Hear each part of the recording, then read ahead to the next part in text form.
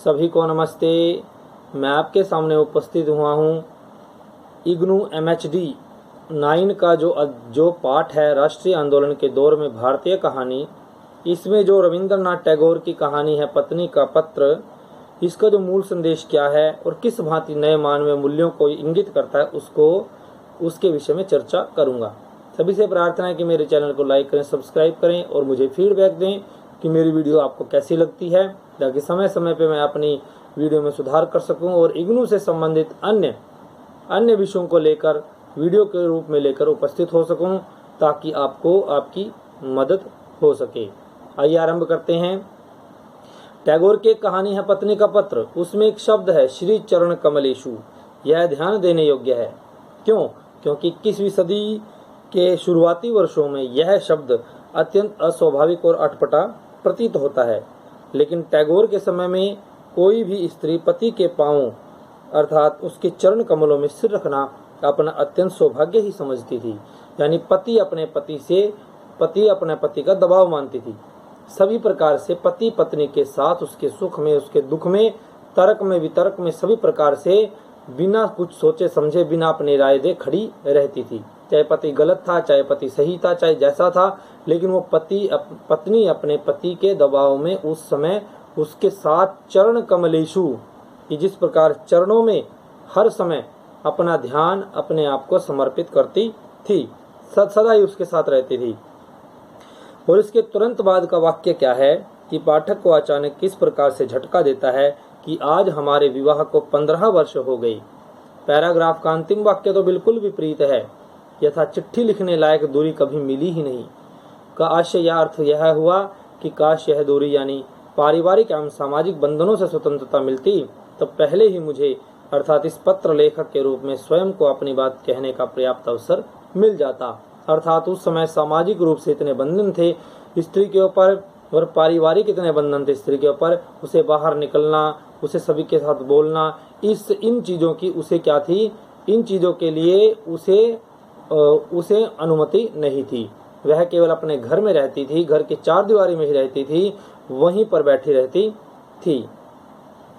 यह वाक्य एक साथ कड़वाहट और विरोध को दर्शाता है। इसमें कड़वापन भी है इस वाक्य में और एक विरोध भी है कि आपके घर में रहकर ना तो मैं समाज में आ सके। घर में क्या, वो समाज ही ऐसा था उस समय कि ना तो हम बाहर निकल सकते थे, बंधन इतने थे, पारिवारिक बंधन थे, सामाजिक बंधन थे। तो एक तरफ एक कड़वाहट भी है कि मैं आपके साथ कि पति पत्नी का रिश्ता ऐसा होता था, वह अच्छी प्रकार से पत्नी पति को अच्छी प्रकार से अपनी भावनाओं के बारे में, विरोध के बारे में भी नहीं बता सकती थी। क्योंकि पत्र लिखकर एक स्त्री और पत्नी है, इसलिए उद्धरण का अंतिम वाक्य विरोध और एक उसमें निहित एक प्रकार की धमकी का स्पष्ट वक्तव्य बन गया है। इसे चिट्ठी को तुम अपने घर की मंझली बहू की चिट्ठी मत समझना। अर्थात जो मंझली बहू, मध्यम बहू थी, उसके बारे में वो अपने बारे में कहती है। वस्तुतः इस कहानी का मूल संदेश पुरुष प्रधान समाज की तीखी आलोचना है।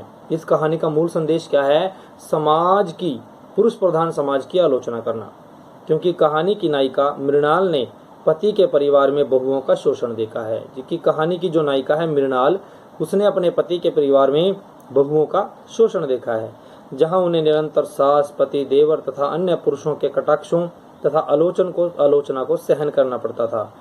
स्त्रियों में प्रायः शिक्षा के अभाव के कारण उन्हें घर से बाहर जाने अथवा घर से बाहर किसी रूप में सक्रिय होने की इजाजत नहीं होने के टैगोर ने दर्शाया है। विवाह आदि के अवसर पर भी स्त्रियों की पसंद नापसंद उपेक्षा के साथ उनके हितों की रक्षा का ध्यान भी नहीं रखा जाता था। मृणाल यद्यपि शिक्षिता है, लेकिन फिर भी इसी कारण उस पर अतिरिक्त अंकुश लगाया गया, क्योंकि वो शिक्षिता थी कि अगर ये शिक्षिता है, अगर ये बाहर निकल गई तो ये पुरुष प्रधान समाज में हलचल पैदा कर देगी।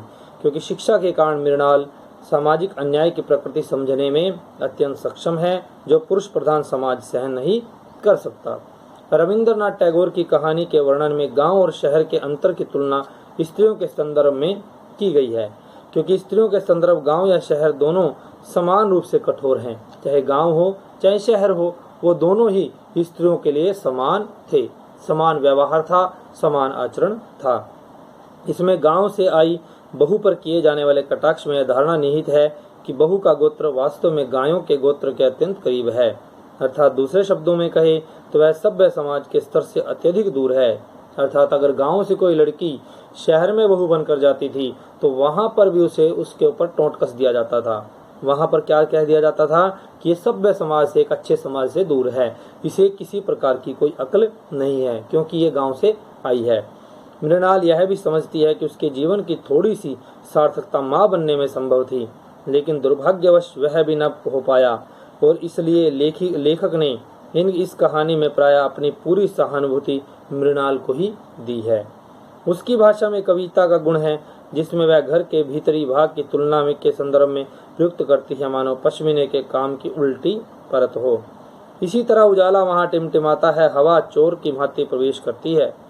वस्तुतः वह उस समय की नारी की स्वाभाविक भाषा तो नहीं हो सकती, लेकिन इसके माध्यम से टैगोर इस पात्र की अपील में सघनता उत्पन्न करते हैं। यह कहानी यह भी स्पष्ट करती है कि राष्ट्रीय आंदोलन के समय का लेखक स्त्रियों के प्रति सम्मान और समर्थन की भावना रखता था, लेकिन फिर भी इस बात का संदेह नहीं है कि जिस समय यह कहानी लिखी गई थी उस समय के सामाजिक वातावरण में टैगोर को तत्कालीन सामंती आक्रोश अवश्य झेलना पड़ा होगा। अर्थात टैगोर ने कहानी लिखी, स्त्रियों के सम्मान में लिखी, स्त्रियों की सारी दशा का वर्णन किया, लेकिन फिर भी उसे सामंती आक्रोश अर्थात जो बड़े बड़े लोग थे, जो स्त्रियों के विषय में, जो स्त्रियों को घर से बाहर निकलना जो पसंद नहीं करते थे, जो स्त्रियों के बाद को केवल अनपढ़ ही रहने देना चाहते थे और स्त्रियों को कुछ समझते नहीं थे, उन्होंने टैगोर को बहुत सुनाया होगा। इस कहानी में स्पष्ट है कि टैगोर के हाथों कहानी लेखन एक विशिष्ट अर्थ में राजनीतिक हो चला था और इसके माध्यम से सामान्य जनता न्यायपरक विचारों और स्वस्थ सामाजिक मूल्यों के महत्व को समझने लगी थी और यह लेखन ब्रिटिश साम्राज्यवाद के समर्थक सामंती विचारों और तत्वों के विरोध में सक्रिय था। सभी को नमस्ते।